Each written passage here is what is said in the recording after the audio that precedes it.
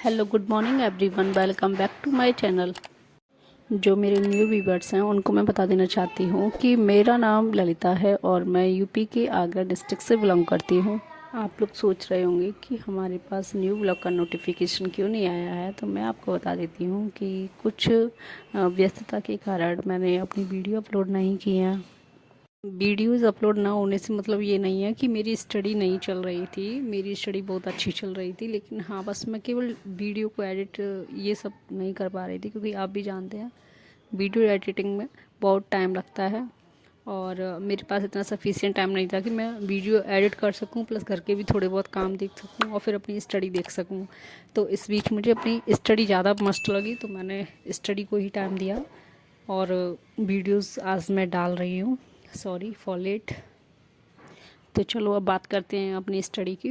आज मैं मॉर्निंग में उठ के मैंने करंट अफेयर ली, लेकिन करंट अफेयर मेरी थोड़ी कंप्लीट नहीं हो पाई थी, वो मैंने फिर बात के लिए छोड़ दी कि मैं ये थोड़ा सा बाद में टाइम मिलेगा तब मैं देख लूँगी। फिर मुझे जब टाइम मिला तब मैंने उसको भी कंप्लीट किया। और आज की स्टडी प्लान में मैंने सोचा था कि मैं कई दिन से सोच रही हूँ कि अपनी इंग्लिश के नोट्स को रिवाइज करूँ, तो मैंने उनको रिवाइज किया। और उनको रिवाइज करने के साथ साथ मैंने मेरी जो क्लास हैं DSSBPRT को लेकर, मैं उन क्लास को भी करती हूँ। और वो क्लास मेरी 7 से 8 घंटे की होती हैं, तो मैं कैसे भी करके उनको कर लेती हूँ। उनको ये नहीं है कि केवल उनको कंप्लीट करने के बाद बस रख दिया, उनको लिखने के बाद मैं फिर रिवीजन भी करती हूँ। ये तो आप भी जानते हैं कि लिखने मात्र से कुछ नहीं होता है, रिवीजन भी बहुत ज़रूरी है। एक बार को कम कम लिख लो लेकिन रिवीजन ज़रूर करो, भले ही आप रिवीजन के लिए कम टाइम दे पाओ लेकिन टाइम ज़रूर दो, क्योंकि बिना रिवीजन के हमें कुछ भी लर्न नहीं होता है। और हमारी हर सब्जेक्ट वैसे भी रिवीजन ही मांगती है, फिर चाहे वो इंग्लिश हो, मैथ हो, हिस्ट्री हो, ज्योग्राफी हो, कोई सी भी सब्जेक्ट हो, सब अपने लिए टाइम घर के काम से फ्री होकर मैं पढ़ने के लिए बैठ गई थी। और मैं देख रही थी कि मेरे पास यूथ के नोट्स डले हुए हैं, क्योंकि मुझे ना CTET तो सेकेंड लेवल का मैं देख रही थी कि मैं एग्ज़ाम दे दूँ। ये फॉर्म तो फिल कर दिया है, ऐसी बात नहीं है कि मेरा पास नहीं है, मैं पहले भी पास कर चुकी हूँ। अभी ये है कि ये होता है ना कि और भी अच्छे मार्क्स आ जाएँ, तो बस इसको लेकर और फिर इस बहाने हमारी स्टडी भी होती रहती है। तो इसलिए मैंने यूथ के अपने पास पुराने प्रैक्टिस सेट डले हुए थे, तो मैं उनमें अपने कुछ क्वेश्चंस देख रही थी। और प्रैक्टिस सेट में बस मैंने ज़्यादातर CDP पोर्शन को ही देख रही थी, क्योंकि बाकी सब्जेक्ट तो मेरे ठीक हैं।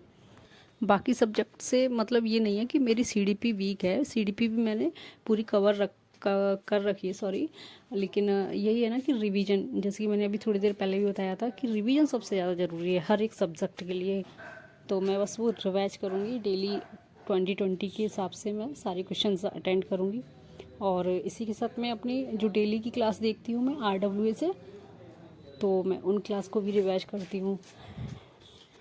डेली लाइव क्लास लेने में बहुत सारा टाइम चला जाता है, लेकिन हाँ मैं सारी क्लास लाइव तो नहीं ले पाती हूँ, लेकिन जो बाद में लेती हूँ वो मेरी क्लासेस लाइव से कम टाइम में हो जाती हैं। क्योंकि आप जानते हो कि लाइव क्लास में तो टीचर्स भी बात करते हैं या फिर हमें कोई एक्स्ट्रा नॉलेज भी देते हैं। ये हम बाद में जब क्लासेस रिकॉर्डेड फॉर्म में देखते हैं तो ये सब चीज़ें हम स्किप करके जल्दी जल्दी भी देख सकते हैं। इस वजह से मैं कुछ क्लास बाद में भी लेती हूँ और कुछ लाइव भी लेती हूँ। और लाइव लेने का मतलब ये नहीं है कि हम वही क्लासेस लाइव लें जिनसे हमें हमारे एग्ज़ाम में मतलब क्वेश्चंस मिलें। हमें लाइव ही नहीं बल्कि कुछ हमें अपने सेल्फ स्टडी से भी पढ़ना चाहिए, क्योंकि सेल्फ स्टडी भी लाइव के साथ साथ ज़रूरी है। केवल लाइव क्लास ही हमारे लिए सफिशिएंट नहीं है। यहाँ मैं अपनी नोट्स से रिवीजन कर रही थी और तभी मुझे याद आया कि मैंने अपनी इंग्लिश की जो क्वेश्चंस हैं, मतलब प्रोनाउन टॉपिक से कुछ सर ने क्वेश्चंस दिए थे PDF फॉर्म में, मुझे वो भी सॉल्व करने थे। तो मैंने उनको सॉल्व करने का अपना लिख के रख लिया था, क्योंकि मैं ना बाद में चीज़ों को भूल जाती हूँ कि मुझे अभी क्या करना है क्या करना है। तो मैं सारी चीज़ें अपनी लिख कर रख लेती हूँ कि आज मुझे ये सब्जेक्ट करनी है, इस सब्जेक्ट में इतने टॉपिक कंप्लीट करने हैं, इतने क्वेश्चंस करने हैं, तो मुझे वो भी करना था। पता है ना, पढ़ाई कभी बेकार नहीं जाती। हमें अपने मतलब डेली लाइफ की भी बहुत सारी नॉलेज पढ़ाई से ही होती हैं, और हमारे एग्ज़ाम में तो वो चीज़ें आती ही आती हैं, प्लस हमें अपनी डेली लाइफ के लिए बहुत हेल्प मिलती है इन चीज़ों की। जो चीज़ें हमने कभी कहीं से सुनी नहीं होती हैं, कहीं कभी देखी नहीं होती हैं, वो चीज़ें हमें स्टडी करते टाइम हमें देखने को सुनने को मिल जाती हैं। तो पढ़ाई कभी बेकार नहीं जाती। मैं तो कहती हूँ कि आप भी अपने लिए स्टडी के लिए टाइम निकालो, भले ही 2 घंटे 4 घंटे नहीं, भले ही आधा घंटा पढ़ो, लेकिन डेली पढ़ो, कंटिन्यूस पढ़ो।